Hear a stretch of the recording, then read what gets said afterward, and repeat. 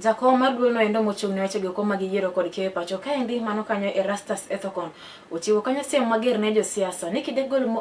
gol nying moko kuomgi e ng'we rakobe mopogore opogore e pacho kaendi e yiero maduong' mabiro timo e higa mar 2020 to kod 7 oponi biro yudgi ka gitudore kanyo endo kod weche go mag njore kata tiyo kod jonjore e nyayo tulo kaachiel kod chapo ngima oganda jo Kenya. Kinde romo moyiedhi ma jotelo mag arita ma iye mabende noteli e kanyo kod migosi Kipchumba Murkomen jatelo nendo ka duol mar Iebc oyango kanyo koni noko oganda man kod opande en gino eno bende koro ne onyiso kanyo nyawo kata ne duoko kanyo yudo jogo manyien mabende koro ne nyalo luto ombulu.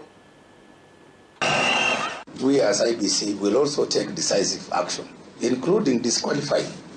some of those people whom we will have information. People